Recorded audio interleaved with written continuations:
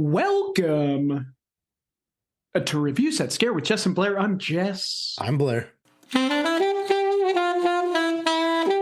Blair, how are you? I am doing well, man. How are you doing? I am doing quite well. Thank you very much. Our tickets for this year's Calgary HorrorCon have officially been purchased. They have been. I know you purchased yours a couple weeks back. I purchased mine this week. It's happening. We're going, buddy. This will be the third year in a row, and it is always a ton of fun. Yeah. I cannot wait for this year's con. If you've never been and are in the area, or even if you've never been and aren't in the area, you should come because it's great. It's fun. It's a lot of fun. Ton of fun. Yeah. What else do I have here? Yeah, we're on to our second film of this month of February, aka based on a true story month. But before we jump into this week's episode, what do you say we chat a little bit about some horror news? This is horror news. Blairski, you want to kick this one off? I've got a few things. So A Quiet Place Day One trailer came out finally, the first trailer for A Quiet Place Day One, and it looks freaking awesome. It looks so good, Jesse. Yeah, it looks fantastic. Yeah. I cannot wait for it. Release date for that is June 28th. If you have not watched the trailer, definitely check it out. Another trailer that came out that doesn't look as good as that one is the first trailer for Winnie the Pooh, Blood and Honey 2. It looks like a hot mess. Oh no, the much anticipated. Oh God. Well, it looks like exactly how you would think it looks. Yeah. Pooh has a new mask. Piglet has a new mask from the original film. There's some new characters and shit. I think Tigger's in it, Owl's in it. It looks like gory fun with, shitty acting and a bad script. Sure. But I'm stoked for it either way. So it's going to be much like the first one. Exactly. Yeah. We've said it a million times before, but we saw the first one it was a one night only event in theaters, and we had a ton of fun at the event. The movie is exactly what you would think it was, but the event was a ton of fun. So this one, yeah, it's not a good movie at all, but it's fun. It was a lot of fun. Definitely in the atmosphere we were in to watch it. 100%. Yeah. The final fun fact I have this week is Sebastian Vanacek is, I believe, how you pronounce his name. He's the director for the new upcoming untitled Evil Dead movie. Yeah. Has said in a recent interview that he promises a, quote, nasty film, a film that hurts. Yeah. Not sure exactly what that means, but it sounds promising, man. It certainly makes me excited, especially after Evil Dead Rise, which we both loved. Really excited for this one. They keep saying spin-off, and that's like throwing me off. It is throwing me off too. I think it's just it takes place in the Evil Dead universe. Well, to be honest, I would look at Evil Dead Rise as a spin-off because it has nothing to do with the original films at all, but it's still an Evil Dead movie. So that's kind of what I'm hoping they mean by spin-off, and it's not just something, completely different. But it's kind of its own standalone movie in the universe, exactly. Which is fine. Again, we really enjoyed Evil Dead Rise, so super stoked for this one. It's going to be a lot of fun. It's going to be awesome. I can't wait. Yeah. I've got one piece of horror news. Okay. I believe we recently, in our last Conjuring episode, we mentioned Patrick Wilson working on a new Conjuring film. It was just announced that Michael Chaves will be directing the fourth and final installment in the main series. Michael Chaves has directed a few other installments in the Conjuring universe franchise, including The Nun 2 and The Conjuring 3, The Devil Made Me Do It. The fourth installment will also see the return of writer David Leslie Johnson McGoldrich, who wrote The Conjuring 2 and The Conjuring 3. So that should be interesting. Conjuring 1 and Conjuring 2 are great. I have not seen Conjuring 3. But yeah, I didn't realize that this was going to be the final film in kind of that main main portion of the franchise. So should be good. Should be I good. haven't seen. I have seen all the first three. I've seen all of them. I've Yeah. only seen the third one once, and I do not remember it at all. So I'm going to have to rewatch that. Yeah. Yeah. I'm not entirely sure what the fourth one is going to be about. I could have sworn there was a title out, but I couldn't find it. I couldn't find it. But I could have sworn last episode when we mentioned Patrick Wilson in a new Conjuring film, I could have sworn it was The Conjuring 4 something. I thought it was But something to do with like right or like I can't Right, remember. maybe? Yeah, the Something last like- right. The last right. I feel something like that. Something. Don't quote us on that, but it was. I could have sworn there was a title, whether it's a working title or whatever. But Yeah. should be a nice installment. Hopefully, it puts a nice little cherry on top ending to that portion of the franchise. Should be cool. Yeah. That's all I have for horror news. What do you say we jump into this week's episode? The second episode in the month of February goes to 2003's Monster. Coming in at 1 hour, 49 minutes. Blairski, initial thoughts on the runtime?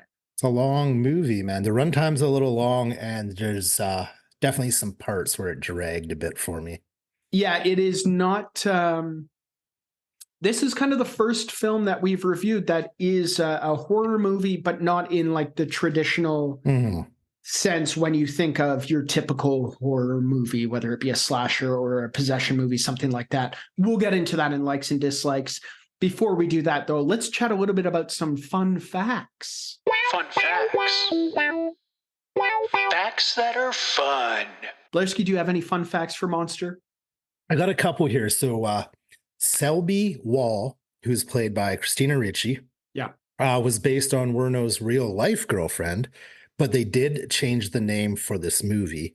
Her real life's girlfriend's name was Tyra Moore. So completely different names on that. My last fun fact for this movie is it won a ton of awards. Yeah.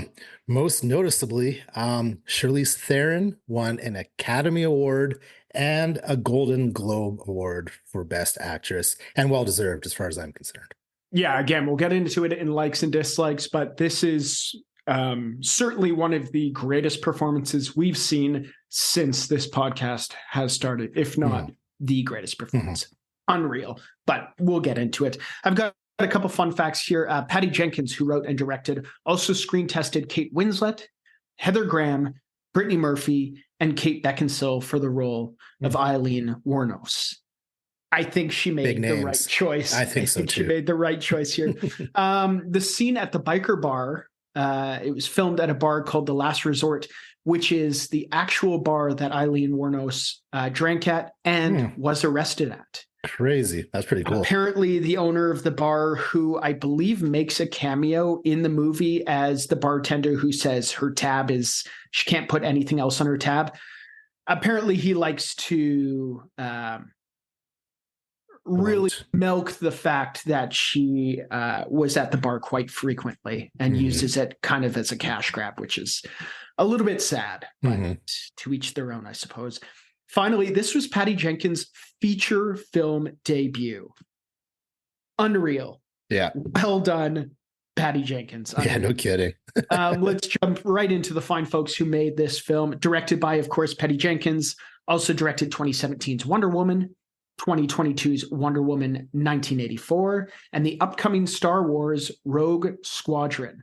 So 2017's Wonder Woman was, I believe, her second feature film. Another big movie. Yeah, and quite a break in timeline for directing feature films, 2003 to 2017's, and both, yeah, like you were saying, massive movies. Completely different, but massive. Also written by Patty Jenkins. She also wrote 2020's Wonder Woman 1984. This one starring, of course, Charlize Theron as Eileen Wuornos.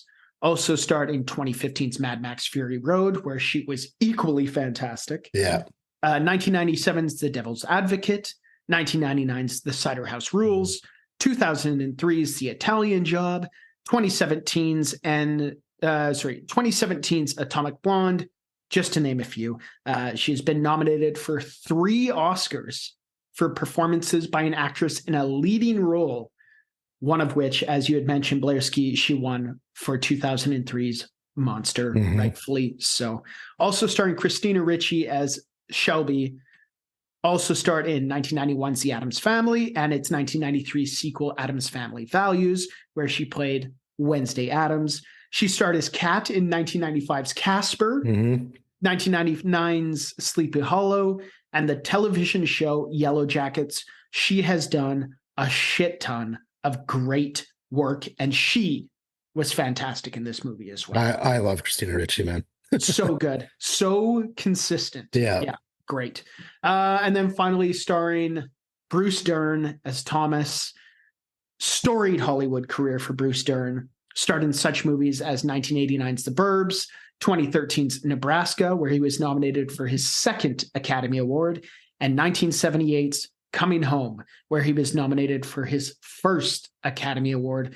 All three of these performances, absolutely massive. Phenomenal. All-star cast, which is kind of crazy for a debut feature film to get those three big names and for all three of them to just absolutely knock it out of the park. Synopsis, courtesy of our dear friends at IMDb. Based on the life of Eileen Wuornos, a Daytona Beach prostitute who became a serial killer. Lazy synopsis. Very lazy. I have ever heard of one. That is just like, that is such surface level what this movie is. Like, we've had a couple of those lately, eh? Yeah, there is just so much more to this movie than just, and it just like, that is a surface level of who she was, I believe, as well. Yeah. This leads us to Kill Count. Kill count. The time of the show we count the kills. Blairski, do we have a kill count for 2003's Monster? Kind of. So Aileen Wuornos killed 7 people. She was then executed herself, giving us a kill count of 8 for the true story. I believe in the movie we only see about 3 or 4 of those murders take place, and we do not see the execution either. Right. This leads us into likes and dislikes. Likes, dislikes, likes, dislikes, and everything in between. The portion of the show where we chat about what we liked, what we didn't like, and everything in between. Blairski, we'll either start with the intro of the movie or jumping right into kill counts. This one, as we had previously mentioned, isn't your typical horror movie. No. It's definitely more of a dramatic movie based on a horrific piece of history. Yeah. And I kind of want to chat about the kills in this one because they're maybe not as gory and graphic and over the top as they are in, say, a Winnie the Pooh, Blood and Honey. Yeah. But they certainly feel a lot more real. I feel like they're pretty brutal, man. Like they're all just shootings. They're all just shootings. But she empties the chamber. Like she empties the clip into her victims. So in a sense, it might not be as gory or brutal as some of the movies we've covered. I still think they're pretty brutal, especially considering it actually happened. Absolutely. It is straight and to the point, and it happens relatively quickly. I would say most of the kills. It kind of all happens in the heat of the moment. You can obviously tell that she's thinking about that. And after her kind of first encounter, that horrific encounter that kind of set the tone for the rest of the movie and seemed to follow her for the rest of the movie. That's all it seems she had on her mind was now everyone's out to get her. Not saying I want to show any sympathy for her at all. But the way the movie brought it up anyway, that first kill to me was justified completely. 100%. And even she brings it back up at the end when she's in trial and she calls out the judge in the case. And it's, again, I don't want to justify her actions either. I mean, at the end of the day, she was a serial killer. And that led to several deaths. Whether they're justified or not, that's not up to me to decide. But I mean, the movie does a really good job at showing how horrible and tough of a life she had. Oh, just the worst life, man. It just talk about bad luck after bad luck after bad luck. And it's I don't know if it's bad luck or if she's making her own luck, but she definitely did not have it easy. Yeah, she, they really hammered home that she spent, especially her early part of her life, just surviving, just getting by. And she obviously did not get the best hand to start, dealt to start her life.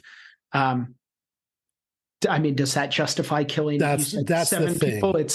And again, I'm not overly familiar with the actual case itself, and any movie that's going to be made is going to have that Hollywood razzle dazzle. And I don't want to be, the one who thinks I know everything. And I'm not going to say that this was right, this was wrong, this was right, this was wrong, from what I learned from an hour and 49-minute movie. But the way they portrayed her in the movie as she had a tough life, and it went, I'm going to leave it at that because I don't want to, well, fair enough. Like in the movie, they made that first kill seem justified 100%. 100%. Every kind of kill after that kept getting more and more unjustifiable.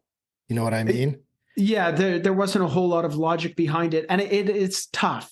As much as I love Christina Ricci in this movie, her character was just so manipulative, enabling too. Butchered that. Whether that was her character's intentions or not, she was putting a lot of pressure on Eileen to provide. You have to provide. You have to provide for me. And you said we were getting out of this, and you came up with the plan, and you have to follow through. And it's all expectations and letting people down, and just one horrible situation after another, after another, after another. Yeah. There's that one part where she's quitting being a prostitute. She's out trying to find a job, trying to get her path on the right track. And Christina Ricci's character doesn't want any of that. She's mad at her for quitting prostituting because she's not providing that instant income, which is what her character wanted. It was very enabling. It's a very enabling character. Honestly, that scene leads to like some of the toughest portions of the movie, which is basically her saying, well, I'm going to get a real job. Like I'm going to be a vet, and it's like, it just kind of shows like maybe how naive the character was, where it's like, you don't realize that it's like, you have to be a doctor and you have to, and then she, well, maybe I'll be a businesswoman. And it was like all this stuff. And then it leads to the job interviews, which were just like so hard to watch. And it's just, it was a tough watch, man. This whole movie was such a tough watch in every way possible. I do want to say you can attribute everything good about this movie to the performances from Charlize Theron and Christina Ricci.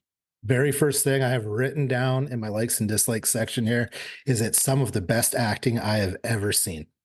It's unbelievable. The way that Charlize Theron completely transforms into Eileen Wuornos is just, it's unbelievable, man. Not even just in looks, but like her attitude, how she is, how she carries herself, how she walks, how she talks, everything, man. Mannerisms, everything. Yeah, you go and watch an interview with Eileen, and then you go and see this performance, and it was just like, holy, she's unrecognizable. She's unrecognizable, like you were saying, in looks, but also just in her performance alone. It's just, it was fantastic, and this performance deserves all the love that it got. And Christina Ricci as well. They're the two of them together. Their chemistry is just, it's some of the best that you'll see. It is just, they have such a good back and forth between the two of them. And the majority of the movie is just the two of them and their relationship. And it's, the two of them are just fantastic together. The makeup was unreal too. Yeah. Especially with what was used on Charlize Theron, because she is completely unrecognizable with that makeup.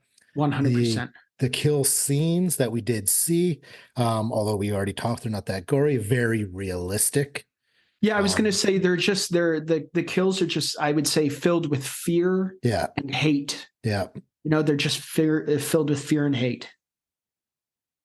They were pretty brutal, man, and very Yeah. believable kills. Yeah, very believable. Yeah. What did you think of something like the dialogue in this one? Did it have like a major impact on you? Were you distracted by it? Did you think it was a good script? I felt like it was a decent script. It's tough to tell how much of it is true or not. Right. When it's based on a true story, but I did find it believable. Yeah. I found the script believable. I feel like these were some conversations that these two probably had, or even close to had these conversations. I'm sure they probably got some information for the making of this movie from Eileen Wuornos herself, I believe and she her had- partner. I believe that her partner was a little bit reclusive, Okay. which is why they kind of rewrote the character a little bit, and Patty Changed the Jenkins name. kind of had to guess a little bit. But as Okay. far as Eileen Wuornos, who I believe also was pretty reclusive, I think she had given Patty Jenkins quite a bit of source material. Okay. And I believe it came in like the forms of letters and things like that. So I think she was pretty cooperative.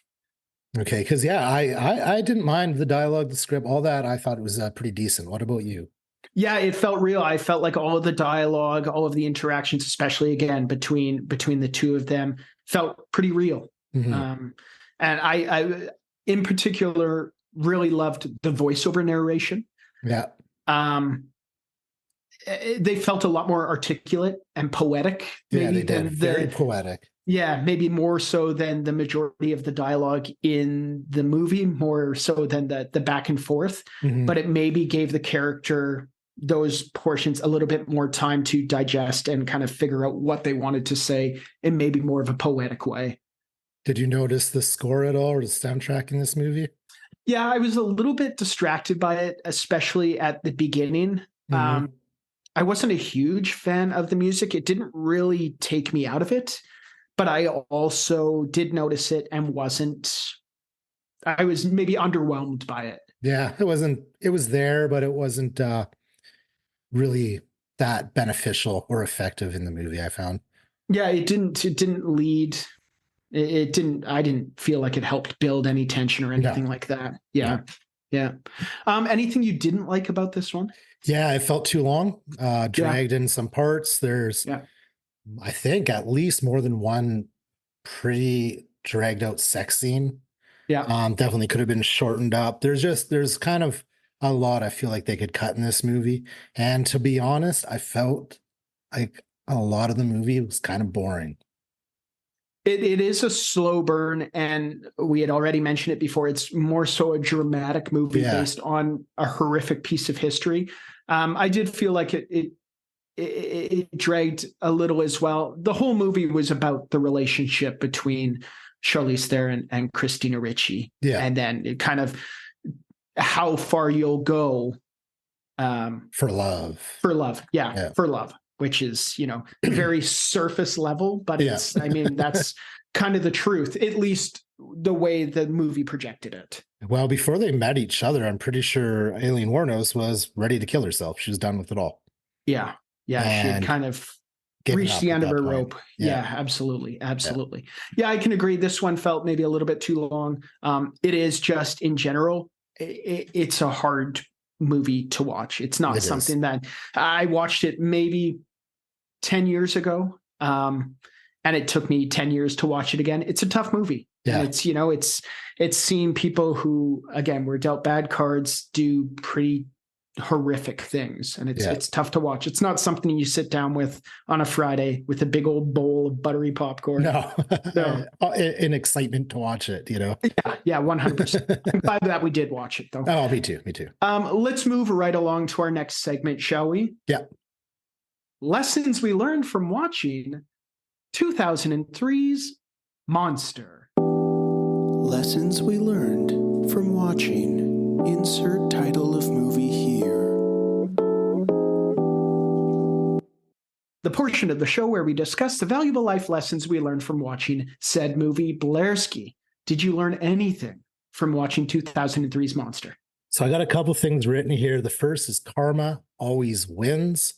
Whether you're the first asshole as she kills in the movie, who definitely had it coming, Yeah. to Aileen herself, who also got what she deserved after killing multiple men. Karma always wins. Yeah. The last thing I learned how affordable living was in the 80s compared to today. It is crazy how much less $1 will get you these days. Yeah, no doubt. It's just No wild. doubt. I've only got one here, and it's you never really know someone else's story Mhm. or what someone might be going through or has already gone through. Be gentle to people. Mhm. You know, I don't want to justify it. Aileen Wuornos was a serial killer, but she also had a tragic life. Yeah. You know, you never know what somebody else has going on in their lives. Let's all just try and be gentle with one another, Mhm. and be gentle with yourself as well. Yes. Okay, this leads to our next segment, Line of the Night. Line of the night. Line of the night. Line of the night. Line of the night.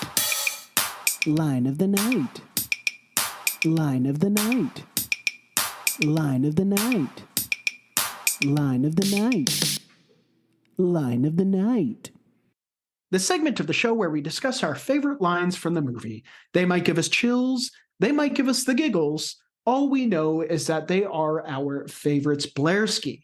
You got a couple lines from this one? I just got one really. It's during, I think, the second kill scene. Her John, I think his name is Will. He asks her, "You want to call me daddy while I fuck you, huh?" And then Aileen replies, "I'll try. Why? You like to fuck your kids?" I kind of chuckled at that remark when I first Yeah. watched it, but It results in like an extremely awkward pause, as Very you'd awkward. expect. Yeah, Yeah, very and then awkward. she has to, kind of explain maybe what she meant, that she was kidding, kind of thing, and But then she uses it Yeah. as her excuse to kill him, calling him a child molester. That's Yeah. right. Yeah, absolutely, absolutely. Yeah. Anything else for Line of the Night? That's all I got, man. I've got a couple here. This one happened right off the bat and pretty much explains or, shows the relationship that Aileen and Shelby had when Aileen says, "You'll never meet someone like me again." Mhm. Very early in the movie. And those are the facts. You will never meet someone like her again. Yeah. Aileen also says, "All you need is love and to believe in yourself." It's maybe not always the That truth easy. thing, but keep that in mind. Yeah. This one was I really like this bit of dialogue. It's a little bit longer, but again, Aileen says, "People always look down their noses at hookers, never give you a chance because they think you took the easy way out, when no one could imagine the willpower it took to do what we do. Walking the streets night after night, taking the hits and still getting back up." I'm glad you said that, because I like that line too. I just didn't write it down. Yeah, I mean, no truer words. I mean, that is, again, you never know what somebody's going through. Yeah. 100%. And then finally, Aileen says, "I'm not a bad person. I'm a really good person." Again, it's her, it's her, I guess, skewed judgment, her kind of, she was doing all of this for love. And it's a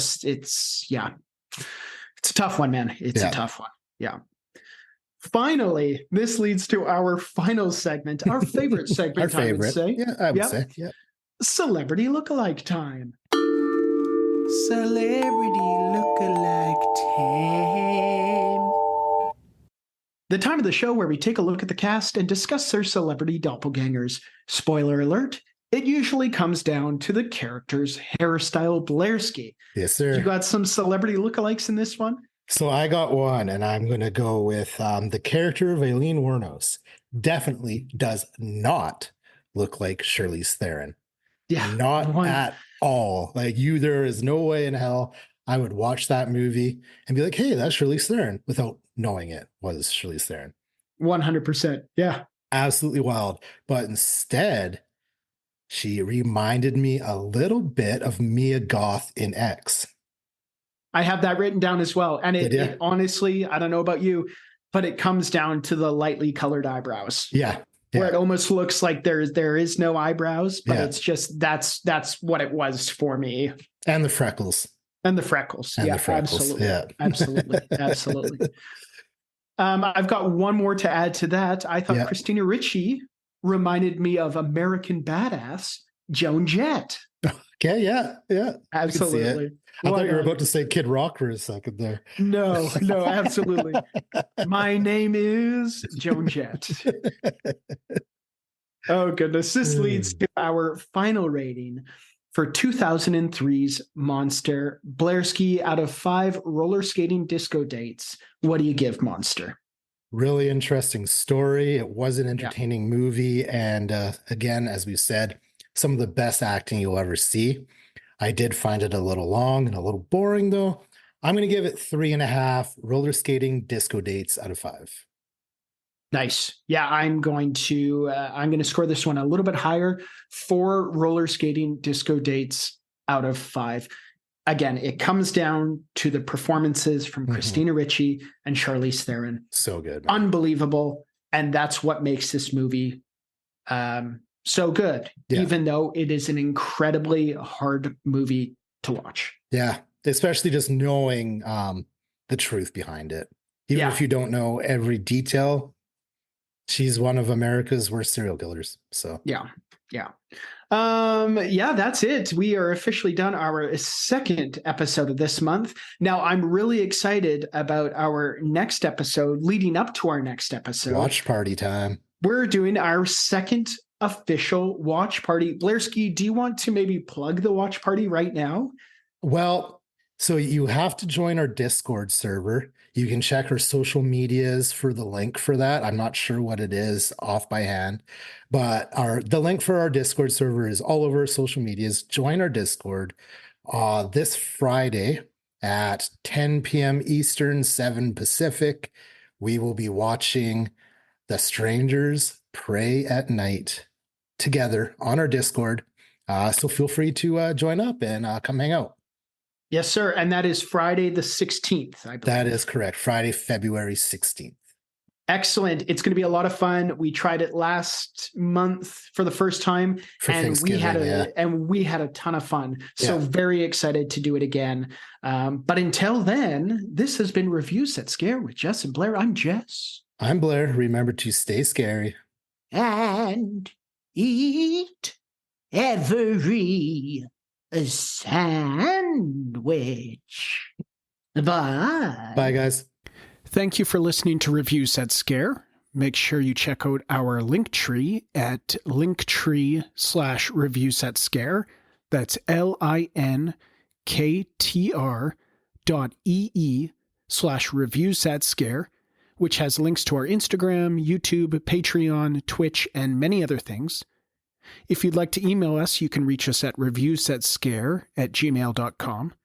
Thanks for listening, and remember to stay scary and eat every sandwich. A proud member of Pod Nation TV.